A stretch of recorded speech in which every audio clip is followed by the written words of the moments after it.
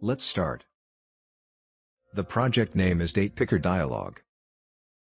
Let's see the project structure. Here we have a main activity. And in the UI, we have activity_main.xml, which is the layout of main activity. Let's see the UI.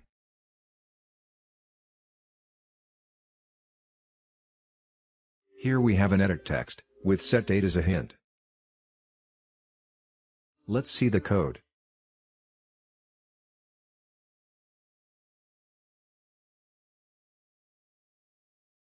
So we have constraint layout as the root layout. And this is the edit text. What we will do is, when the user clicks this edit text, we will show the Datepicker dialog. And when the user selects a date, we will show the date in this edit text. Let's see the Java code now.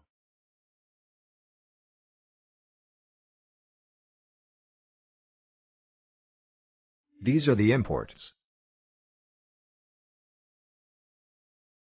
This is the main activity. These are the data members of the class.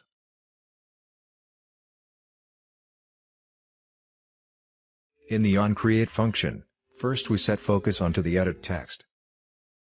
If we don't set the focus on the edit text, the user has to click the edit text twice to open the Datepicker dialog.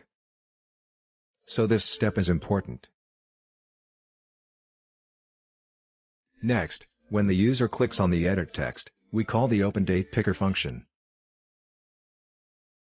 In this function, first we get an instance of the calendar, and get the current day, month and year, and set them as initial date of the Datepicker dialog.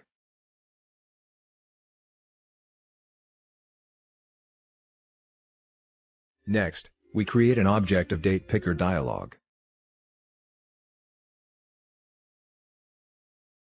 When the user selects a date and clicks the OK button of the Datepicker dialog, the onDateSet function gets called. In the Datepicker, the index of the months is 0-based, that means, January is the 0th month, February is the 1st month, and so on. So to make it simpler, we add 1 to the month variable.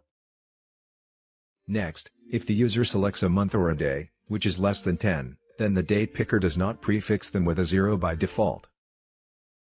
So here we prefix the single-digit months and dates with a 0 on our own. And finally we show the selected date in the edit text. Here, we set the title of the Datepicker dialog. And then show it. Let's run the app. As you can see, when I clicked the edit text, the Datepicker dialog pops up. And as I select a date, a month, and a year, the same is shown in the edit text.